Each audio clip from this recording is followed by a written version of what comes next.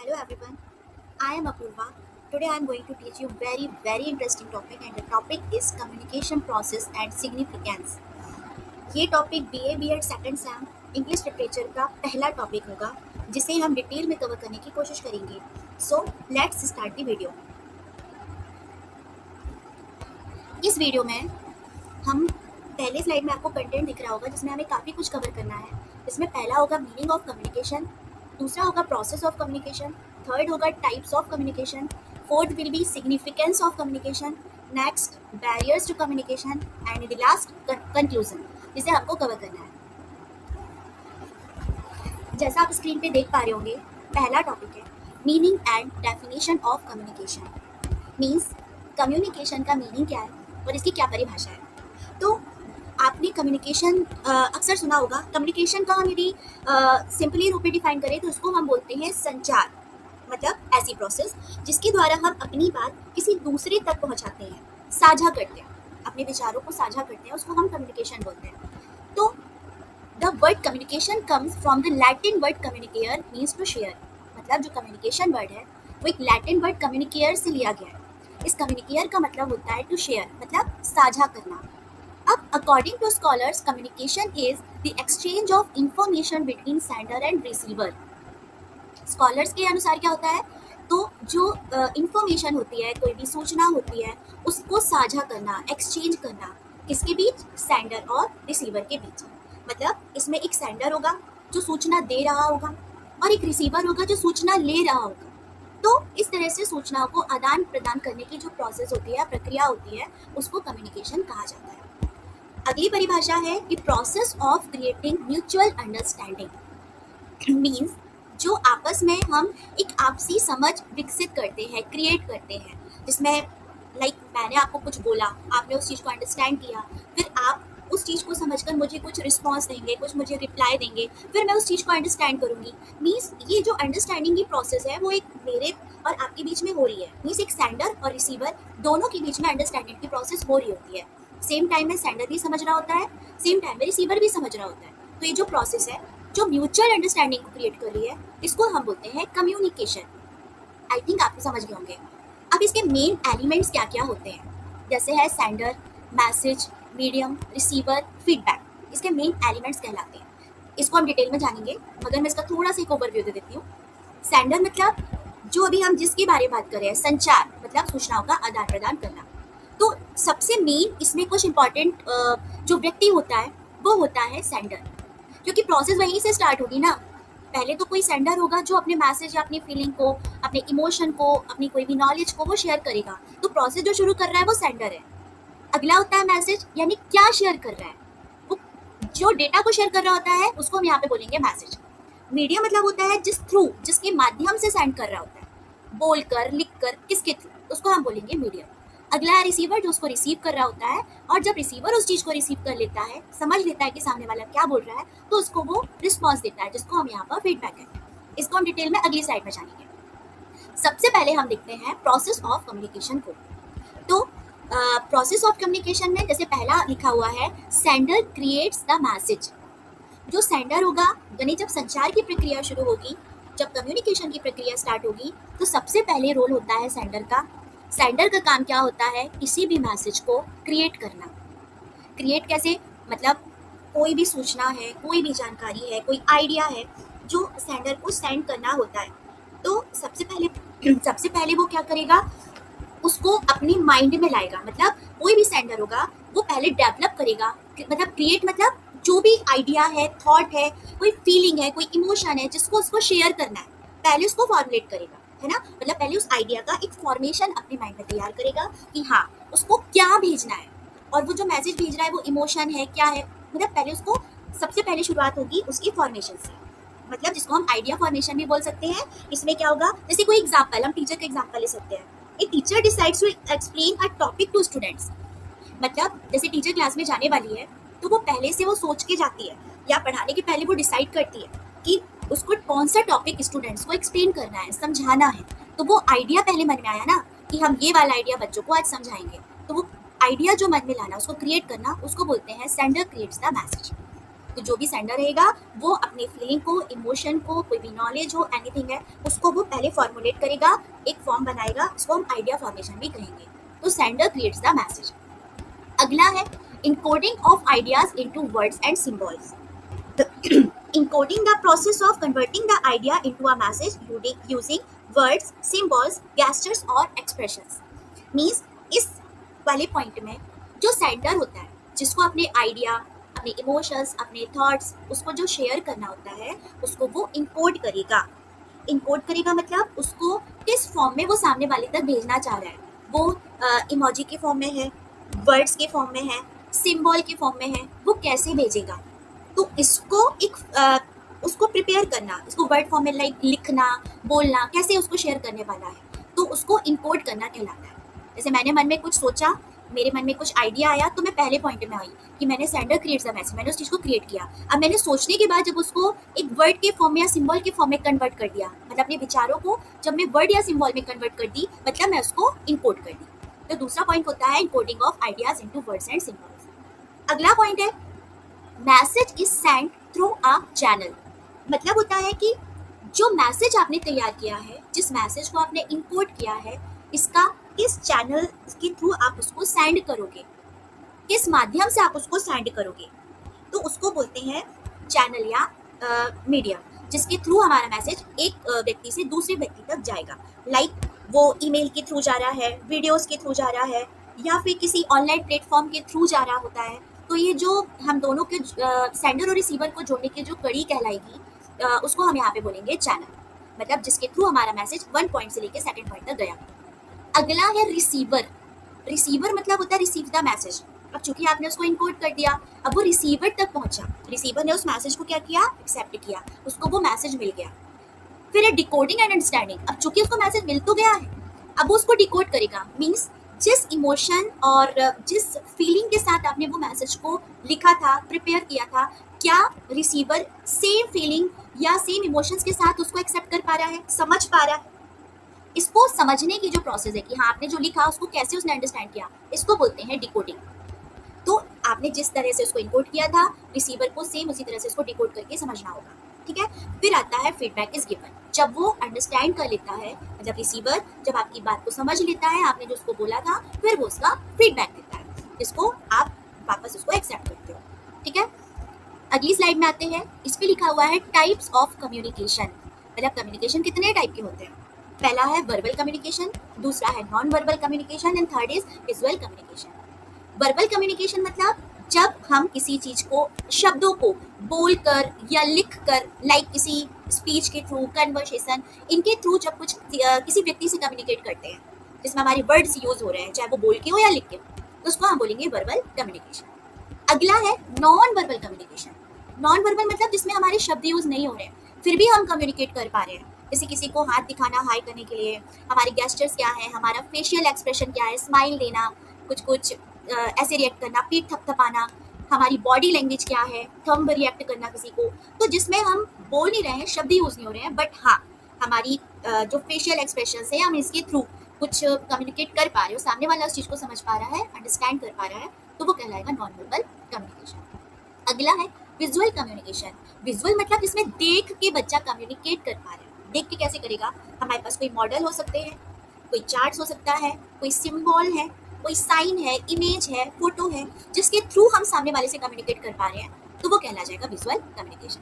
I hope आप सभी को इतना सब कुछ समझ में आ गया होगा। अब आते हैं नेक्स्ट स्लाइड में। सिग्निफिकेंस ऑफ कम्युनिकेशन मतलब कम्युनिकेशन के कौन कौन से इंपॉर्टेंस हैं, क्या महत्व है। ऐसे तो बहुत सारे महत्व होते हैं, बट मैंने कुछ इंपॉर्टेंट पॉइंट्स इस पे लिख रखे हैं। पहला है बिल्ड्स रिलेशनशिप। जितना अच्छा आपका कम्युनिकेशन होगा या जितना अच्छा किसी पर्सन का कम्युनिकेशन होगा, उसके रिलेशनशिप उतने ही अच्छे बिल्ड होते हैं, क्योंकि आपकी भाषा शैली, आपके बोलने का तरीका, आपकी बॉडी लैंग्वेज, आपके जो भी आप वर्ड सिलेक्शन करते हैं कम्युनिकेशन के दौरान, जितने अच्छे रहेंगे, आप जितने मैनर्सफुल बात करेंगे, उतना ज़्यादा आपका रिलेशन ज़्यादा से ज़्यादा लोगों से हो पाएगा और वो लॉन्ग टर्म भी चलेगा। तो पहला है बिल्ड्स रिलेशनशिप। अगला है इम्प्रूव्स अंडरस्टैंडिंग। स्वाभाविक सी बात है, यदि हमारा कम्युनिकेशन बहुत अच्छा है, हम बहुत अच्छे से बातचीत करते हैं और हमारे अंदर ये क्वालिटी है कि हाँ हमको लगता है हम सामने वाले को वो चीज़ को समझा पाएंगे, तो ये हमारी जो अंडरस्टैंडिंग होती है या सामने वाले की अंडरस्टैंडिंग होती है उसको इम्प्रूव करता है। यानी कोई भी व्यक्ति आपके बातों को बहुत जल्दी समझ पाएगा और यदि आपका कम्युनिकेशन बहुत अच्छा है तो। Helps in education and learning, मतलब जो कम्युनिकेशन है वो हमारे एजुकेशन में भी मदद करता है और लर्निंग में भी मदद करता है। यानी आपका कम्युनिकेशन स्किल अच्छा होगा तो आप किसी भी चीज़ को बहुत जल्दी लर्न कर पाएंगे, जल्दी सीख पाएंगे। और एजुकेशन में तो यूज़ होता है, आपके टीचर से अच्छे कनेक्शन होंगे। आप पढ़ाई में कोई डाउट है तो आप किसी अपने पार्टनर से या अपने जो क्लासमेट है उससे पूछ रहे हो तो उससे इजीली समझ पाओगे, कोई भी डाउट आपका इजीली क्लियर कर सकेगा। आपका जो क्लासरूम के अंदर है वो बॉन्ड अच्छे बनेंगे, टीचर स्टूडेंट का इंटरेक्शन काफ़ी अच्छा रहेगा, यानी काफ़ी कुछ इसके इंपॉर्टेंस है। अगला है essential for team work and leadership.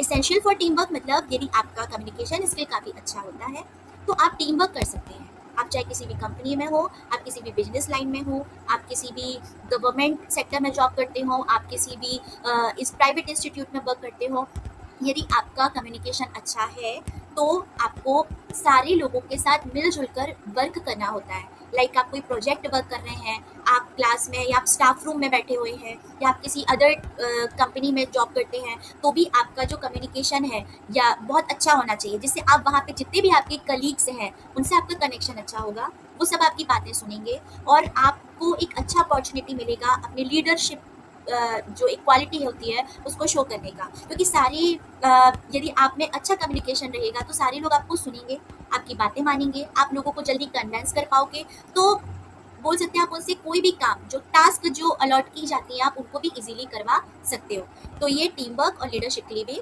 ज़रूरी है। अगला है डेवलप्स कॉन्फिडेंस एंड पर्सनैलिटी। हमारा जो अच्छा कम्युनिकेशन होता है वो हमारी कॉन्फिडेंस को डेवलप करता है। आप किसी भी जगह इंटरव्यू देने जाते हो, आप कहीं पर भी अप्लाई करते हो और आपसे जब कुछ पूछा जाता है या आपसे किसी चीज़ की जानकारी ली जाती है, यदि आपका कम्युनिकेशन अच्छा है तो आप उसको बिल्कुल कॉन्फिडेंट होकर चीज़ों को बोल पाओगे। अपने जो भी भाव होते हैं, आप जो भी किसी चीज़ का के बारे में नॉलेज रखते हो, आप उसको ईजिली अच्छे से सामने वाले तक पहुंचा पाओगे क्योंकि आपका जो चीज़ों को एक्सप्रेस करने की क्वालिटी है वो बहुत अच्छी रहेगी। तो एक अलग कॉन्फिडेंस हमारे अंदर देखने को मिलता है। और जो शर्माए हुए लोग होते हैं, शाय टाइप के लोग होते हैं, वो खुल के नहीं बोल पाते, तो उनको हमें कहीं ना कहीं उनमें एक थोड़ा कम कॉन्फिडेंस देखने को भी मिलता है। और ये जो अच्छा कम्युनिकेशन है हमारे अंदर एक अच्छी पर्सनैलिटी भी लाएगा क्योंकि हम एक एक्सट्रोवर्ट टाइप के लोग रहेंगे, ना कि इंट्रोवर्ट टाइप के। तो सबसे खुल के बोलना, अपने अपने विचार रखना, अपने पॉजिटिव नेगेटिव पॉइंट रखना, काफ़ी कुछ इसमें रहता है। तो हमारी एक अलग पर्सनैलिटी डेवलप होती है जो हमारे एक अलग व्यक्तित्व भी दिखाती है। अगला है प्रिवेंट्स मिसअंडरस्टैंडिंग्स। जो कि आपका कम्युनिकेशन बहुत अच्छा है तो इसमें मिसअंडरस्टैंडिंग्स होने के चांस बहुत रेयर होते हैं, कभी कभी ना के बराबर होते हैं, क्योंकि आप अपनी चीज़ इतने अच्छे से एक्सप्रेस कर पा रहे हो कि सामने वाला तो उसको अंडरस्टैंड कर ही रहा है ना, तो मिसअंडरस्टैंडिंग के तो चांस होंगे नहीं। तो ये प्रिवेंट करता है मिसअंडरस्टैंडिंग से कि कभी किसी को कुछ डाउट हुआ या उसको कुछ चीज़ समझ में नहीं आ रही है या कभी कभी वो आपसे एकदम ओपनली पूछ सकता है और आप उसको ओपनली एक्सप्लेन भी कर पाओगे। तो जो कि दोनों के बीच में एक क्लियर कट कम्युनिकेशन होगा तो मिसअंडरस्टैंडिंग होने के चांस भी नहीं रहेंगे। तो ये कुछ थे इंपॉर्टेंस हमारे कम्युनिकेशन के। चलिए बढ़ते हैं अगली स्लाइड में। Barriers to communication. बैरियर्स क्या होता है कम्युनिकेशन में, मतलब कौन कौन सी चीज़ें जो अडंगा डालती है। पहला है लैंग्वेज डिफरेंसेस।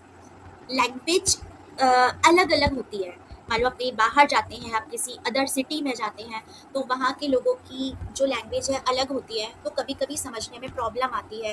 तो हो सकता है आपका कम्युनिकेशन बहुत अच्छा हो बट चूँकि आपकी और उनकी जो लैंग्वेज है वो सेम नहीं है तो समझने में भी प्रॉब्लम आएगी कि वो क्या कह रहा है सामने वाला और आप क्या अपनी बात रखना चाह रहे हैं। तो कहीं ना कहीं जो लैंग्वेज डिफरेंसेस होते हैं वो एक बैरियर क्रिएट कर सकते हैं कम्युनिकेशन में। अगला है लैक ऑफ अटेंशन। कभी कभी जब हमारा कम्युनिकेशन के दौरान अटेंशन नहीं होता है, सामने वाला जब कुछ बोल रहा होता है तो हम उस पर प्रॉपर ध्यान नहीं दे पा रहे होते हैं या हमारा माइंड कहीं और रहता है, एब्सेंट माइंड रहते हैं, हम उसको अटेंशन दे के नहीं, कॉन्सेंट्रेशन से नहीं सुन रहे होते हैं, जिसके कारण भी कम्युनिकेशन हमारा कहीं ना कहीं गड़बड़ हो सकता है। अगला है नॉइस एंड डिस्ट्रैक्शंस।